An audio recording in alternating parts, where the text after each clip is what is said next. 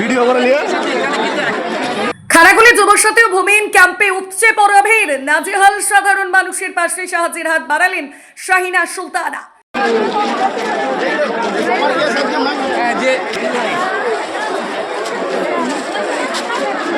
যুবসাথী প্রকল্পের রেজিস্ট্রেশন এবং ভূমিহীন ক্যাম্পের শেষ দিনে হাজার হাজার মানুষের ভিড়ে জমজমাট হয়ে উঠল খানাকুল 1 নম্বর পঞ্চায়েত সমিতি চত্বর।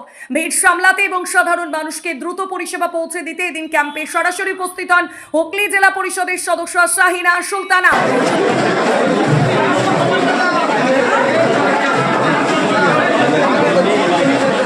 প্রচন্ড গরম আর উপচে পড়া ভিড়ে যখন সাধারণ মানুষ নাজেহাল, তখন শাহিনা নিজেই সাধারণ মানুষের ফর্ম পূরণ করে দিয়ে কাজ ত্বরান্বিত করেন। 3 বারের জয়ী এই জেলা পরিষদ সদস্য তথা আরামবাগ সাংগঠনিক জেলা তৃণমূলের অন্যতম এই নেত্রীর এমন উদ্যোগ রাজনৈতিক মহলে বিশেষ সাড়া ফেলেছে।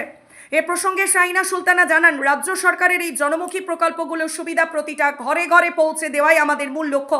সাধারণ মানুষের যাতে কোনো অসুবিধা না হয় সেদিকে নজর রাখাই আমাদের কর্তব্য। আমরা এসেছি খানাকুল 1 নম্বর ব্লকে যে সমস্ত ভূমিহীন, তারপর হচ্ছে যুবসাথী প্রকল্পের ক্যাম্প চলছে।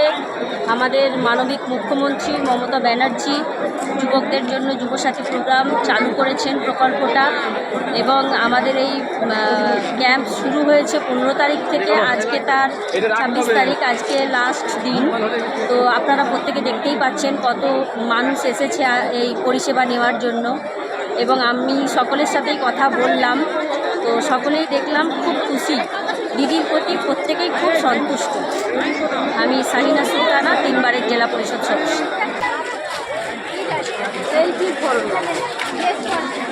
ফরমের লাইন এটা জমা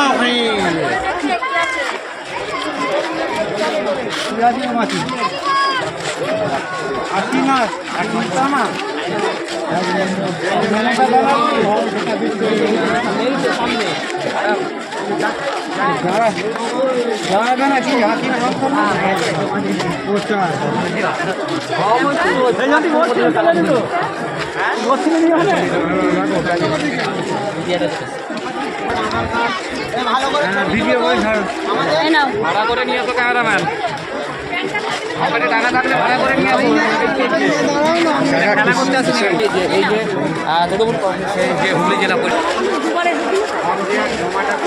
ছেলেদের থেকে মেয়েরা যে খানাকুলের যে 1 নম্বর ব্লক চত্বরে আসা যে সমস্ত এলাকার যে বাসিন্দা, তারা কিন্তু বিভিন্ন ফর্ম এর নাম নথিভুক্তকরণ করতে এসেছেন, এবং সেখানে কিন্তু খানাকুল 1 নম্বর ব্লকে উপস্থিত হয়েছেন তৃণমূল কংগ্রেসের হুগলি জেলা পরিষদ সদস্য শাহিনা সুলতানা। তিনি কিন্তু ইতিমধ্যেই কিন্তু খানাকুল 1 নম্বর ব্লক এলাকায় এসে